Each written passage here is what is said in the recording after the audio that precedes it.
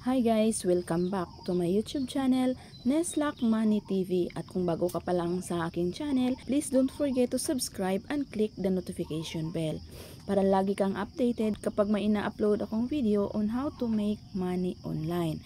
Gamit lang yung ating cellphone, laptop, at computer. Isishare ko sa inyo ngayon guys kung paano mag-convert ng pera sa PayPal from US dollars to Philippine pesos.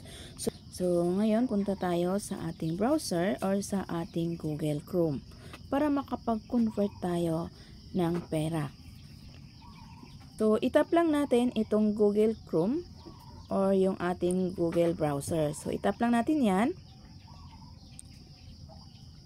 Then, itype lang natin dito yung PayPal. Ito na guys, yung send payments, pay online, PayPal. So, itap lang natin ito. Magla-login lang tayo sa ating account dito sa website ng PayPal guys. Tap lang natin itong login. Magla-login tayo dito guys.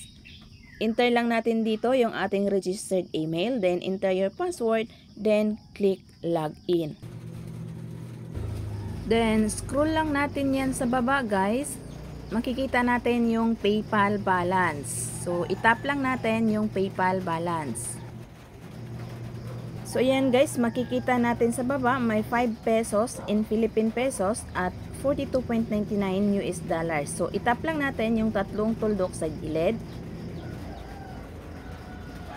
So ayan, itap lang natin itong convert currency para ma-convert natin yung pera. So ngayon guys, magko-convert tayo ng US dollars to Philippine pesos. So itap lang natin yung Philippine pesos. Then tap next. Then enter lang natin dito yung amount na i-convert natin from US dollars to Philippine pesos.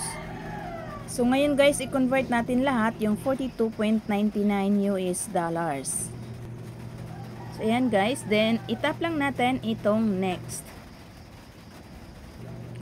So, ayan guys, makikita natin sa baba, you will get 2,342 pesos and 35 centavos.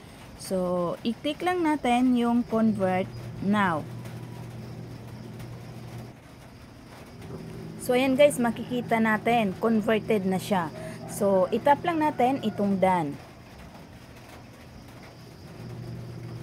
So, ngayon guys, back tayo sa ating PayPal balance. So, itap lang natin itong back. Then, itap lang natin itong PayPal balance. Scroll lang natin sa baba. Ayan, makikita natin sa baba, yung Philippine pesos natin is meron na siyang 2,347.35 pesos at zero na yung ating US dollars. So, na-convert na natin siya into Philippine pesos. So, ganun lang guys, mag-convert ng pera sa PayPal from US dollars to Philippine pesos. Thanks for watching guys!